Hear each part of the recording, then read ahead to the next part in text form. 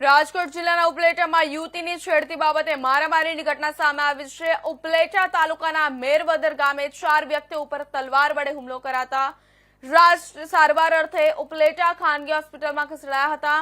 ઈજાગ્રસ્તોમાં પ્રમોદભાઈ મોહનભાઈ ઉમરેટિયા ઉંમર વર્ષ 53, પ્રિયાંશી પ્રમોદભાઈ ઉમરેટિયા ઉંમર વર્ષ 15, આસ્થા અશોકભાઈ ઉમરેટિયા ઉંમર વર્ષ 15, અશોકભાઈ બાબુભાઈ ઉમરેટિયા ઉંમર વર્ષ 45 ને ઈજા પહોંચી હતી।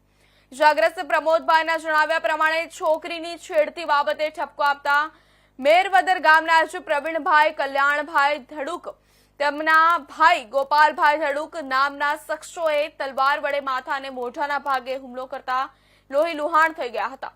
મેરવદર ગામના સરપંચ મનસુખભાઈ કથિરિયાને માહિતી મળતા તેમણે તથા અન્ય આગેવાનોએ તાત્કાલિક બધાને ઉપલેટા ખાનગી હોસ્પિટલ ખાતે સારવારમાં ખસેડ્યા હતા અને પોલીસ તંત્રને જાણ કરી હોય ત્યારે પોલીસ ફરિયાદ કરવાની તજવીજ ચાલુ છે।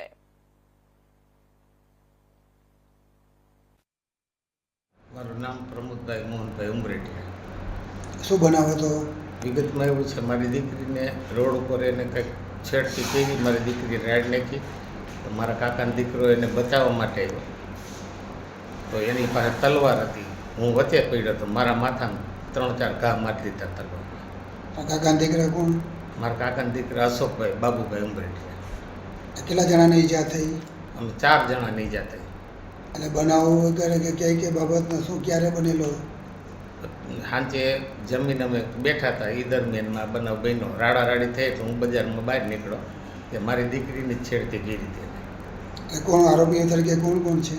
પ્રવીણ ધડુક છે ને એનો ભાઈ ગોપાલ ધડુક, મેરવદર ગામના? મેરવદર ગામના જ।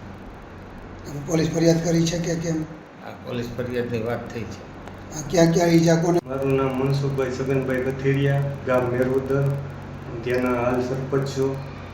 બનાવ બનતા હું મારી ઘરે હતો ત્યારે મને મારા મામાના દીકરાએ ફોન કર્યો કે આવી રીતે બનાવ બન્યો છે, તો હું સ્થળ ઉપર જતા પ્રમોદભાઈ ઉમરેટિયા, એમની દીકરી પ્રિયાંશીબેન, તેમજ એના ભાઈ અશોકભાઈ, તેમજ અશોકભાઈની દીકરી આસ્થાબેનને તલવારના ઘા મારેલા અને લોહી લુહાણ હાલતમાં હતા।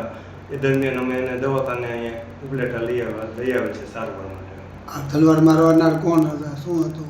મેં એને પૂછતા એવું જણાવેલ છે કે પ્રવીણભાઈ કલ્યાણભાઈ ધડુક, એનો ભાઈ ગોપાલભાઈ, અને ત્રીજો વ્યક્તિ એવું કીધું એને લઈને મેરખીભાઈ બઢ કરીને કોઈક હતા, એને લઈને જતા રહીએ એવું મને જણાવેલ છે।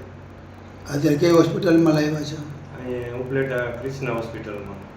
પોલીસની ફરિયાદની તજવીજ કઈ કરી છે કે આ કેમ? પોલીસને જાણ કરેલ છે। બનાવની વિગત હકીકત ખરેખર શું હતી? બનાવની વિગત પ્રમોદભાઈના કહેવા મુજબ એમ છે કે એને દીકરીને છેડતી કરેલ છે, એ દરમિયાન છેડતીના બચાવમાં